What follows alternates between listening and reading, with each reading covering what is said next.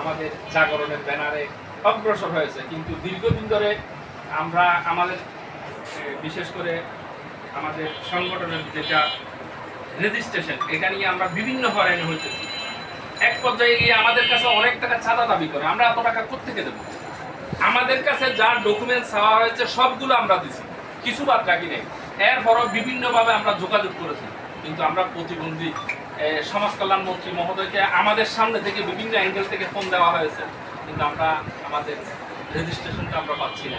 আমরা সদস্যদেরকে যে বিভিন্ন উৎসাহিত করার জন্য বিভিন্ন জায়গা থেকে বিভিন্ন কিছু পাবো সেরকম আশা নিয়ে অনেক ওনাদেরকে আশা দিয়েছি, কিন্তু কিছু করতে পারিনি। বর্তমানেও গুলিস্তানের মধ্যে কয়েকদিন আগে আমাদের যাত্রাবাড়ির একজন ভাইকে, ওনার একটা পা নাই, প্লাস্টিকের পা দিয়ে উনি চলাফেরা করেন, অথচ অসংখ্য ব্যাটারি চালিত রিক্সা চলতেছে, ওনাকে নামায় কানে ধরে উঠে পাঠাইছে, তুমি এখানে আর আসবা না, সেটা প্রতিশ্রুতি দাও। আমাদের একটা ইউনিফর্ম আছে, বলছে এই জামা পরে আসতে তোমাকে আর এখানে আসতে দেওয়া হবে। এই পুলিশের এই ধরনের হয়রানিগুলো প্রতিটা জায়গায় এখন আমাকে গাবতলিতে ধরছে যে তুমি এদিকে কেন আসছো। এইগুলা থেকে পরিত্রাণ পাওয়ার জন্য আমরা একটু আপনাদের সহযোগিতা চাই। আসসালামু আলাইকুম।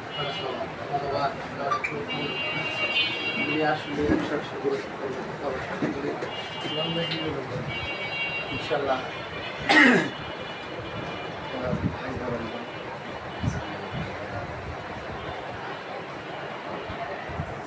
আমি 2018 সালে 16 সালে 2010 সালে একটা সড়ক দুর্ঘটনা হারানোর পরে ব্যবসায়ী 11 সাল থেকে আবার ব্যবসায়ী হিন্দু দোকানে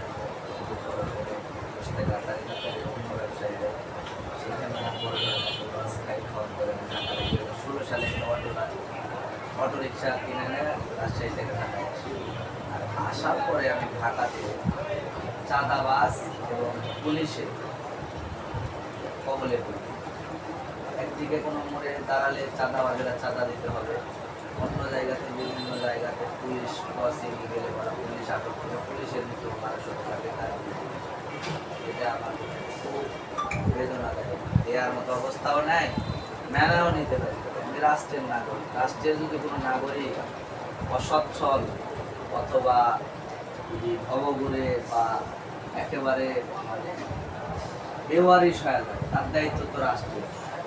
আমি যখন অনেক ঋণগ্রস্ত এবং হতদরিদ্র এবং খুব দুরব্য ব্যাধিতে মানে একেবারে মুমূর্ষ অবস্থায়, সে জায়গায় তো আমার পাশে রাষ্ট্র দাঁড়াবে, সেটাই তো রাষ্ট্রের কাজ। কিন্তু আমাকে তো রাষ্ট্র কিছু দিলই না, আমি আমার এই নিদর দেহের সাথে যুদ্ধ করে আমি নিজে একটা কিছু করতে লাগলাম, সেটাও আমাকে করতে দেওয়া হচ্ছে না। রাষ্ট্রের প্রশাসন আমার প্রতি জুলুম করতেছে, এটা আমি ভাই কোনোভাবে মেনে নিতে পারি। হঠাৎ গাবতলীতে একদিন আমাদের ঘরে আমার বাথরুমে চাপ দেয়, অনেক কান্না থেকে 2-300 টাকা চলে গেছে। দেওয়ার পরে অনেক রিকোয়েস্ট করতেছে, লাস্টে একটা মানুষ আমাদের 700 টাকা ছিল, 500 টাকা দিয়ে 1200 টাকা রেখার বিল দিয়ে আমার গাড়িটা স্লিপ করে সারাবে। যে স্লিপ লিখবে উনি 100 টাকা ঘুষ দেবে, আমার কাছে 100 টাকা নাই, উনি আর দিবেন। উনি দেশে বসবাস করি, আমি অনেক কান্না করতেছিলাম। আর এক প্রচারী আমার দেখে শিকল দিয়ে রেখারের সাথে আমার যেতে পারে, আর আমার তো ওখানে সহকারী কেউ নেই আমাকে হেল্প করে নিয়ে যাবে। ওই দিনের কথা আমার বলার, তখন ওই 100 টাকা ওই লোক দিয়ে করে নষ্ট অবস্থায় বাসায় চলে আসছে। সারা রাত একটা সেকেন্ড আমি আজকে সুস্থ সবল ছিলাম, আমি মোটরসাইকেল নিয়ে ঘুরে বেড়াইছি, ব্যবসা করছি। আমি 2 মনে একটা বস্তা এখানে বসা তুলে তারপরে আমি বসে ঘাড় করে উঠে নেওয়া ক্ষমতা, তো সেই মানুষের একটা অ্যাক্সিডেন্ট আজকে কত অসহায়। আমি একটা ছোট বাচ্চার মতো, আমার কাপড় নষ্ট হয়ে গেল, আমি ওয়াশরুমে যেতে পারলাম না। আর এই পুলিশ নামক যে একটা ব্যবস্থা, আইন ব্যবস্থা, তারা আমাকে যেতে দেবে। তখন আমি সারা রাত চিন্তা করে কোনোভাবেই এর সমাধান খুঁজে পেলাম না। আমার মাথার থিওরি আসলো, যত বিভিন্ন আইনজীবী বড় মাপের যারা মানুষ সাংবাদিক, এক কথায় যাদেরকে আমি বেশি জানি তাদের কাছে বিভিন্ন জনের কাছে ফোন দিয়েছি, পরামর্শ দিয়েছি। সারাদিন পরামর্শ নিয়ে আমি গাড়িতে যাই, নেওয়ার পর আমি সমাধান পাই। সবাই আমাকে আশ্বাসই দেয়, বাস্তবায়নে আমার প্রতি কেউ অগ্রসর না।